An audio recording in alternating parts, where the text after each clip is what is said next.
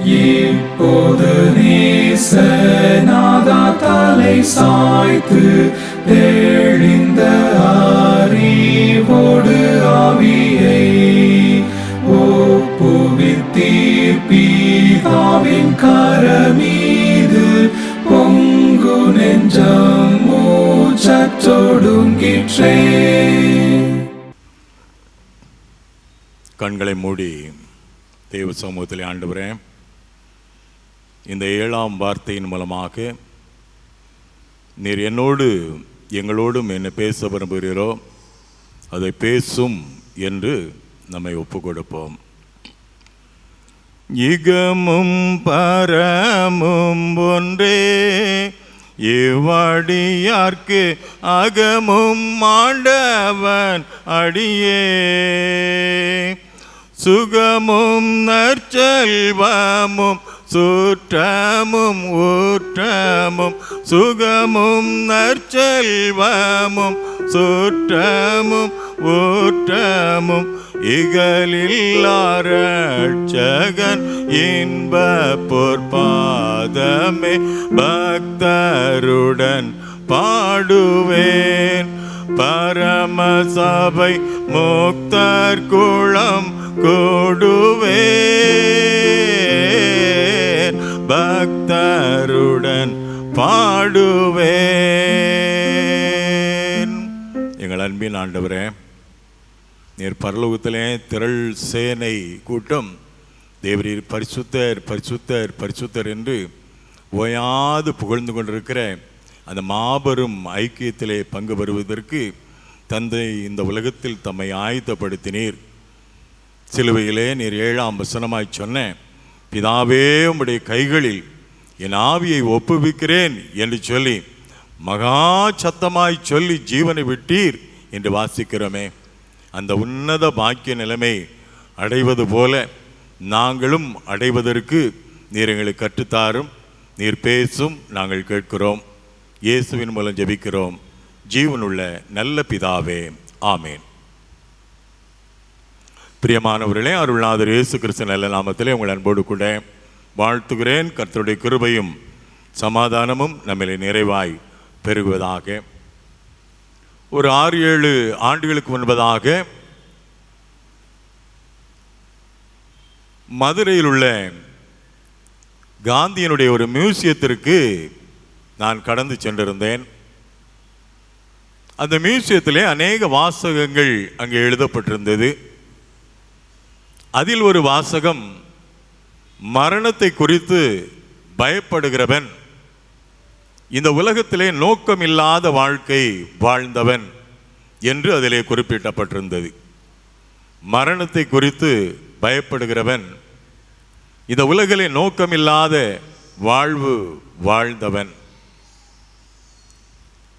ஒரு சமயத்தில் நாவலர் நெடுஞ்செழியன் அவர்கள் வானொலி நிலையத்திற்கு ஒளிப்பதிப்புக்காக அவர் சென்றிருந்த பொழுது தென்கட்சி கோ சுவாமிநாதன் அவர்கள் அவர்களை பேட்டி எடுத்தார்கள்.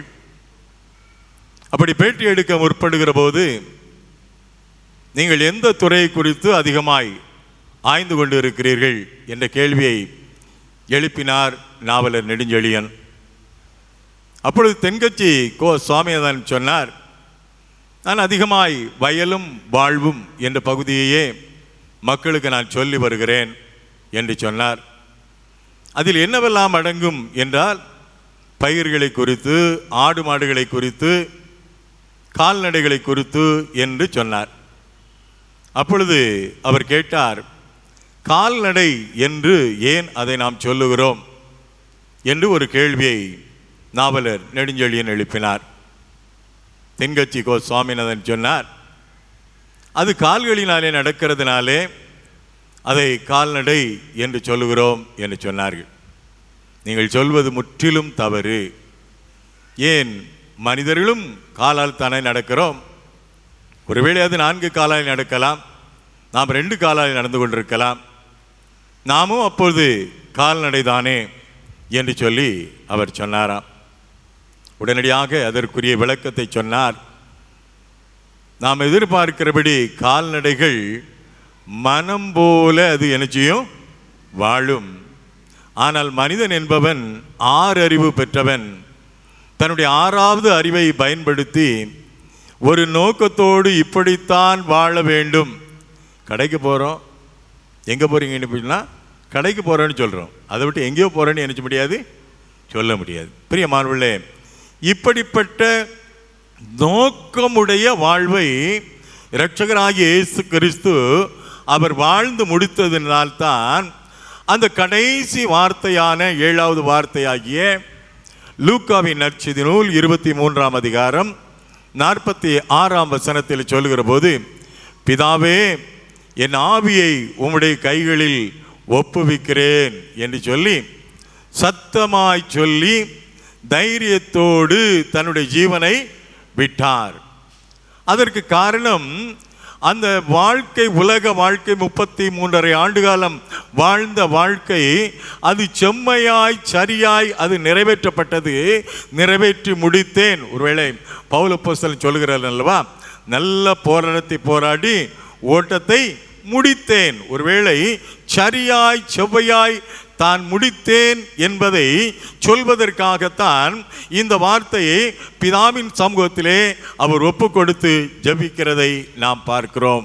பிரியமானவர்களே, ஒருவேளை இப்படிப்பட்ட உன்னத அனுபவத்தை தேவன் எவ்விதமாய் பெற முடிந்தது என்று சொல்லி ஒரு சில காரியங்களை நாம் நம்முடைய சிந்தனைக்காக நாம் ஆராய்ந்து பார்ப்போம். ஒருவேளை 1ஆம் வசனத்தை பேசுகிற போது அன்பு சகோதரர் அவங்க சொல்லுகிற போது சொன்னாங்க, ஒரே வசனத்தை 5-6 முறையில் என்ன செய்யலாம், பேசலான்னு சொன்னாங்க. நான் இந்த பிரசங்கத்தை ஒரு 3-4 தாள் கசக்கியிருப்பேன். அப்படி பேசலாம் நல்லா இருக்குமா, இப்படி பேசலாம் நல்லா இருக்குமா அப்படின்னு 3-4 தாள்களை ப்ரிப்பேர் பண்ணி எல்லாம் என்ன செய்து கசக்கி தூரப்பட்டுட்டு, சரி இந்த மெத்தட் சரியாக இருக்குமோ அப்படின்னு சொல்லி அதை நான் பேச விரும்புகிறேன். பிரியமானவர்களே, தேவன் இவ்விதமாய் நம்பிக்கையோடு பிதாவின் சமூகத்திலே தன்னுடைய ஆவியை ஒப்புவிப்பதற்கு ஒரு காரணம், தாம் யார் என்பதை அறிந்திருந்தார். தாம் யார் என்பதை அவர் என்ன செய்திருந்தார், அறிந்திருந்தார். யோவானின் நற்செய்தி நூல் 1ஆம் அதிகாரம் 2ஆம் வசனம் இவ்விதமாய் சொல்லுகிறது. வாசியுங்கள். 1 யோவான் 1:2. அவர் ஆதியிலே தேவனோடு இருந்தார். அவர் யார்? தேவனோடு இருந்தவர். மாத்திரமல்ல, அவரை குறித்து அங்கே பிதாவினாலே அல்லது வானத்திலிருந்து வந்த சத்தத்தினாலே சொல்லப்பட்ட காரியங்கள் மத்தேயு 3ஆம் அதிகாரம் 17ஆம் வசனம், லூக்கா 9ஆம் அதிகாரம் 35ஆம் வசனம், இவைகளில் நாம் வாசிக்கிறோம். இவர் என்னுடைய நேச குமாரன், இவரில் நான் பிரியமாயிருக்கிறேன். எங்கிருந்து வந்தார்? பிதாவினிடத்தில் இருந்து அவர் இந்த உலகத்துக்கு என்ன செய்தார்? வந்தார். வந்த இடம் அவருக்கு தெரியும். நீங்கள் யோவானின் நற்செய்தி நூல் 3ஆம் அதிகாரம் 16 வசனத்திலே இவ்விதமாய் வாசிக்கலாம். தேவன் தம்முடைய ஒரே பேரான குமாரனை தந்தருளி இவ்வளவாய் உலகத்தில், தம்முடைய ஒரே பேரான குமாரனை அவர் தந்தருளி இருக்கிறார் இந்த பூமிக்கு. காரணம், ஆண்டவர் தாம் எங்கிருந்து வந்தார் என்பதை அவர் அறிந்திருந்தார். தேவனுடைய குமாரன் என்பதையும் கிறிஸ்து இயேசு அவர் அறிந்திருந்தார். ஒருவேளை இவ்விதமான அறிவு இருக்குமானால் அந்த தந்தை இடத்திலேயே போய் சேர வேண்டும் என்ற நோக்கமும் நமக்கு என்ன செய்யும், இருக்கும். ஆகவே தான் அந்த நோக்கத்தை நிறைவேற்றும்படியாக, பிதாவே உம்முடைய கரத்தில் என்னுடைய ஆவியை ஒப்புவிக்கிறேன் என்று சொல்லி அவர் ஒப்புவித்ததை பார்க்கிறோம். பிரியமானவர்களே, அப்படியானால் நாம் யார்? கொஞ்சம் யோசிக்கலாம். அவர் தேவனுடைய குமாரன், நாம் யார் என்ற காரியத்திற்கு ஒரு வசனம் நமக்கு விடையாய் கொடுக்கப்படுகிறது.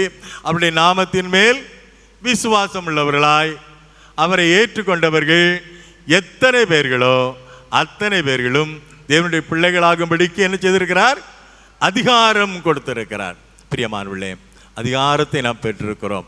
தேவனுடைய பிள்ளைகளாய் இருக்கிறோம். தேவன் எங்கிருந்து வந்தார் என்பதை உணர்ந்து அவர் பிதாவின் சமூகத்திலே தன்னுடைய ஆவியை ஒப்புவித்தாரோ அதே போல நாமும் ஆயத்தப்பட்டு காத்திருக்க அழைக்கப்படுகிறோம். இரண்டாவதாக, அவர் எங்கே போகிறேன் என்பதை அவர் அறிந்திருந்தார்.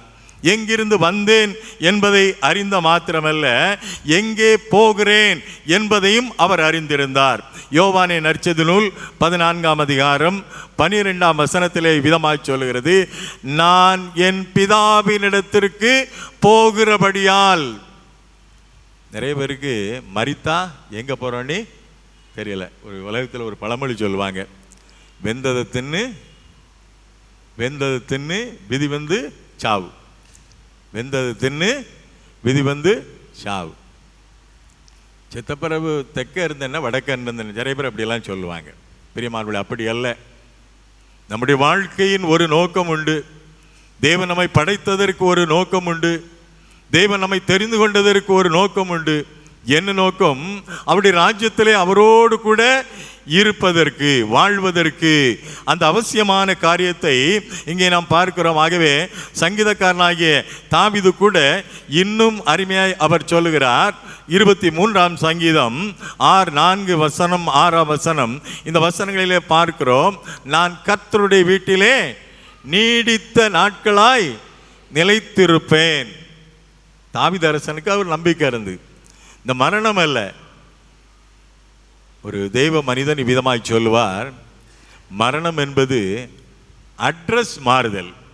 மரணம் என்பது அட்ரஸ் மாற்றம். இப்போ இருக்கிற அட்ரஸை விட்டு இன்னொரு அட்ரஸ் நமக்கு நினைச்சப்படுகிறது, கொடுக்கப்பட போகிறது என்று சொல்லி அவர் சொல்வார். பிரியமானவர்களே, அவர் தாவீது அரசன் சொல்லுகிறார், தேவரீர் அங்கேயும் என்னோடு கூட இருக்கிறீர். 4ஆம் வசனத்தில் சொல்கிறார், தேவரீர் நீர் என்னோடு கூட, நான் மரித்தாலும் நீர் என்னோடு கூட இருக்கிறீர், இப்போதும் இருக்கிறீர். அவருக்கு இம்மானுவேல் என்று பெயர். இம்மானுவேல் என்பதற்கு தேவன் நம்மோடு கூட இருக்கிறார் என்று அர்த்தமாம். அந்த தேவன் பரத்திலும் நம்மோடு கூட என்ன செய்கிறார்? இருக்கிறார். எங்கே போகிறேன் என்பதும் நமக்கு தெரிந்திருக்க வேண்டும். பிரியமானவர்களே, சாலமோன் ஞானி இவ்விதமாய் சொல்கிறார் இந்த ஆவியை குறித்து. ஆவி நீதிமொழிகள் 20ஆம் அதிகாரம் 27ஆம் வசனம் சொல்கிறது, மனுஷனுடைய ஆவி கர்த்தர் தந்த தீபமாய் இருக்கிறது. மனுஷனுடைய ஆவி கர்த்தர் தந்த தீபமாய் இருக்கிறது. அதே சாலமோன் இன்னும் சொல்லுகிறார், பிரசங்கி 12ஆம் அதிகாரம் 7ஆம் வசனம், ஆவி தன்னை தந்த தேவனிடத்திற்கு மறுபடியும் எங்கிறது வந்தா மறுபடியும்ங்கிற வார்த்தையை பயன்படுத்துறாரு பாருங்க. மறுபடியும் மனுஷனுடைய ஆவி தன்னை தந்த தேவனிடத்திற்கு மறுபடியும் போகாததற்கு முன்னும் இந்த ஜீவ காலத்தில் என்ன நோக்கத்தோடு வாழ வேண்டும், எப்படி வாழ வேண்டும். ஒருவேளை இந்த சாலமோன் ஞானி இவ்விதமாய் தன்னுடைய பிரசங்கின் புத்தகத்திலே சொல்கிறார், 39 இடத்துல மாயை மாயை எல்லாம் மாயை, சூரியனுக்கு கீழே என்கிற வாசகத்தை 27 முறை பயன்படுத்துகிறார். இப்படி பயன்படுத்துகிற அவர் எல்லாவற்றையும் ஆராய்ந்து பார்த்து விட்டு சொல்கிறார், எல்லாம் மாயை, எல்லாம் வீண், வாழ்கிற வாழ்க்கையும் வீண். நிலையான வாழ்வு எங்கே உண்டு? அது பரலோகத்தில் உண்டு. அந்த பரலோகத்திற்கு இந்த வாழ்க்கையில் நாம் ஆயத்தப்பட வேண்டும் என்பது அவசியமான காரியம். கிறிஸ்துவில் பிரியமானவர்களே, இந்த உலகத்தில் வாழ்ந்து கொண்டிருக்கிற நாம், தேவன் ஆண்டவராகிய இயேசு கிறிஸ்து இந்த உலகத்துக்கு எங்கிருந்து வந்தேன் என்பதை அறிந்திருந்தார், எங்கே போகிறேன் என்பதையும் அறிந்திருந்தார். அதன் பொருட்டே அவர் தைரியமாய் சொன்னார், பிதாவே உம்முடைய கரத்தில் என் ஆவியை ஒப்புவிக்கிறேன் என்று சொல்லி. அதே விதமான நோக்கத்தோடு நாமும் வாழ்வோமானால், ஒருவேளை எங்கிருந்து வந்திருக்கிறோம், எங்கே போக போகிறோம் என்பதை உணர்ந்திருந்தோமானால், இந்த ஆவி கர்த்தர் தந்த தீபமாய் இருக்கிறது என்பதை உணர்ந்திருந்தோமானால், நிச்சயமாக ஆண்டவர் சொன்ன இதே அறிக்கையின் விசுவாசத்தை, பிதாவே என் ஆவியை உம்முடைய கரத்தில் ஒப்புவிக்கிறேன் என்று சொல்ல முடியும். வேளை ஆண்டவர் சத்தமாய் சொன்ன வண்ணமாய் நாம் சொல்ல முடியும். அப்படிப்பட்ட பேர் வாழ்வை கர்த்தர் நமக்கு தந்தருள்வாராக. ஆமீன்.